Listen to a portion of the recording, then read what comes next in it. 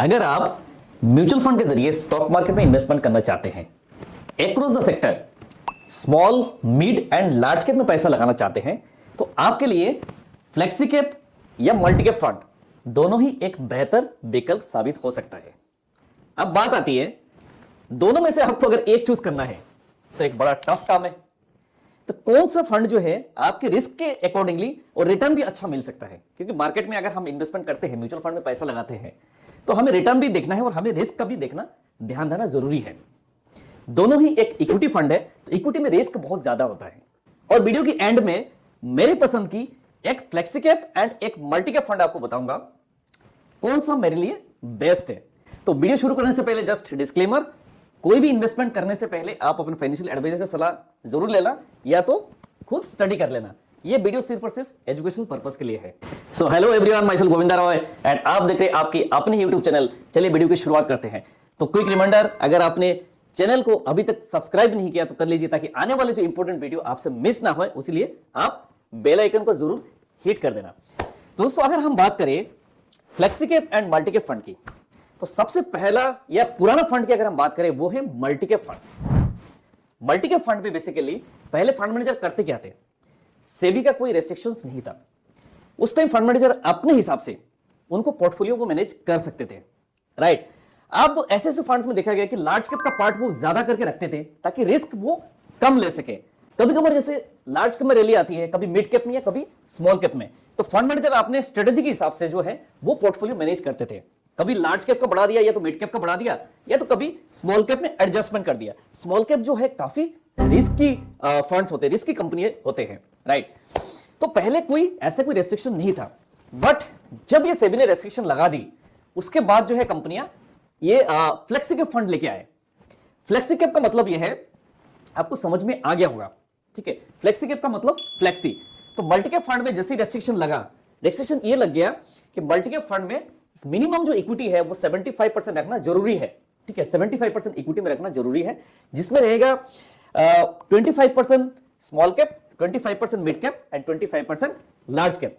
यानी मान लीजिए सपोज आपका 25% होगा। उसके बाद अगर फंड मैनेजर चाहते हैं भाई लार्ज कैप में थोड़ा अमाउंट हम बढ़ा देते हैं, है ना, या तो मिड कैप में बढ़ाते हैं या स्मॉल कैप में बढ़ाते हैं, या तो मान लीजिए कैश रखना है तो डेट में अमाउंट कुछ रखना है, तो मिनिमम जो इक्विटी का यहां पर है वो है 75%। यानी मल्टी कैप फंड में सेबी ने जो रूल लगाया है वो 75% मिनिमम इक्विटी में रखना जरूरी है।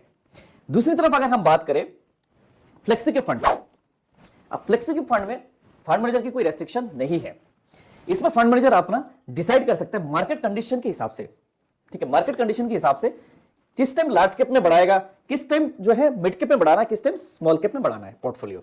तो मिनिमम जो है फ्लेक्सी कैप में मिनिमम इक्विटी रखना जरूरी है, वो है 65%। यानी 65% मिनिमम जो है इक्विटी में रखना जरूरी है। बाकी फंड मैनेजर के ऊपर डिपेंड है, 90% तक जाना, 95% तक जाना है, तो फंड मैनेजर वो डिसाइड करेंगे। तो मिनिमम दोनों में ही मल्टी कैप में कितना है 75% minimum equity and flexi cap में कितना है 65% मिनिमम इक्विटी रखना जरूरी है। तो दोनों ही इक्विटी फंड है, तो दोनों फंड ही काफी रिस्की फंड है।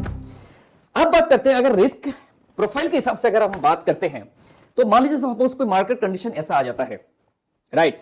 मान लो सपोज लार्ज कैप में ज्यादा रैली आ रही है, लेकिन मिड जो स्मॉल कैप है उसमें हो सकता है मे बी उस टाइम रिटर्न्स नहीं आ रहे, तो मल्टी कैप फंड में होगा कि आपका सेबी के रेस्ट्रिक्शंस के हिसाब से 25% फंड मैनेजर को रखना मैंडेटरी है।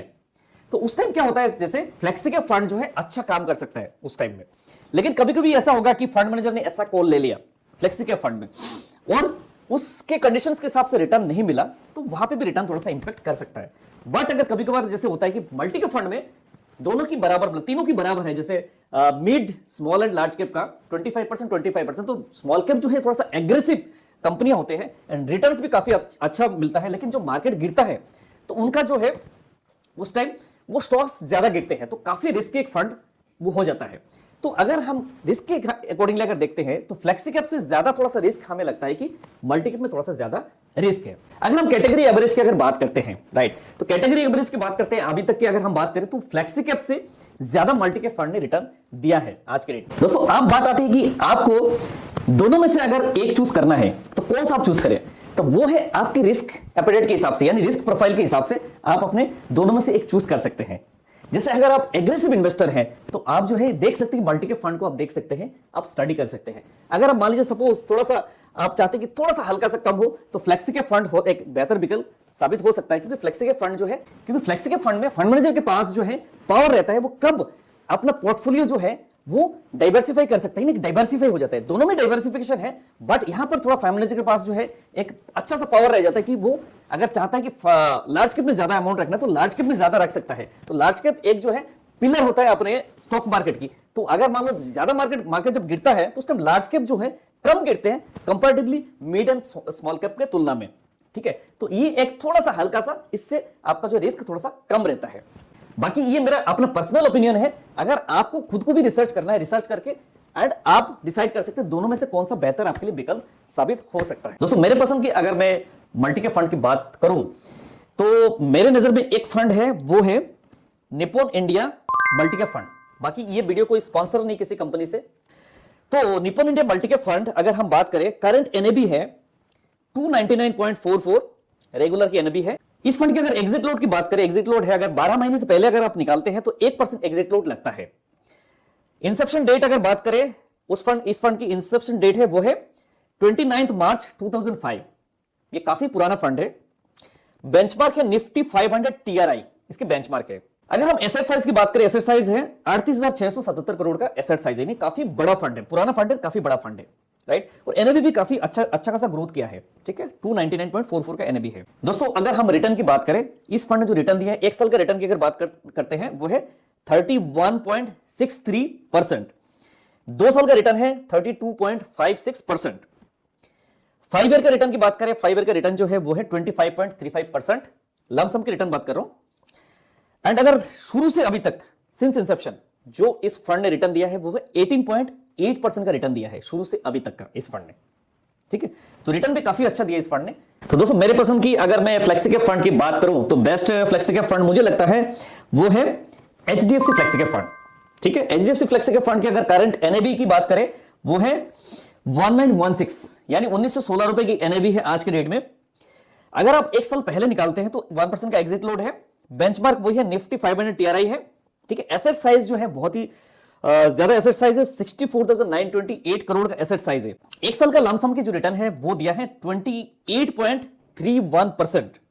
2 साल का रिटर्न है 27.72%। 3 साल का रिटर्न है 24.91%। 5 साल का रिटर्न है, 5 ईयर का रिटर्न होगा 23.47%। और 20 साल के रिटर्न की अगर बात करें वो 18.63% है। और सिंस इंसेप्शन, यानी सिंस इंसेप्शन शुरू से अभी तक का जो इस फंड ने रिटर्न दिया है वो है 20.88%।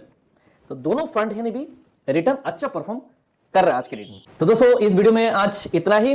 बाकी और भी अगर आप म्यूचुअल फंड में बिल्कुल बिगिनर हैं तो आपके लिए कुछ वीडियोस है जो म्यूचुअल फंड एसआईपी के बारे में आप जाके चेकआउट कर सकते हैं मेरे चैनल पर। उसके बाद एसडब्ल्यूपी के बारे में भी वीडियोस है, आप जाके चेकआउट कर सकते हैं, राइट, ताकि आप एजुकेशन लेके एक अच्छा सा फाइनेंशियल डिसीजन आप ले सकें। तो दोस्तों वीडियो अगर अच्छा लगे तो आपकी फैमिली एंड फ्रेंड्स के साथ शेयर जरूर करिएगा। और वीडियो अगर कंटेंट आपको अच्छा लगे तो लाइक जरूर करिएगा, क्योंकि मेरी टीम ने और हमने काफी रिसर्च करके मेहनत करके इस वीडियो को हमने बनाया है। और भी आने वाले टाइम में आपके लिए ऐसे ऐसे न्यू कंटेंट हम लाते रहेंगे। तो चैनल को सब्सक्राइब करिए, बेल आइकन पर जरूर हिट करें ताकि आने वाले जो इंपॉर्टेंट वीडियो आपसे मिस ना हो। Mutual fund investment is subject to market risk. Read all scheme related information carefully before investing. Okay दोस्तों, मिलते हैं नेक्स्ट वीडियो में न्यू कंटेंट के साथ। तब तक आप अपना ख्याल रखिएगा। Thank you so much. जय हिंद, जय भारत।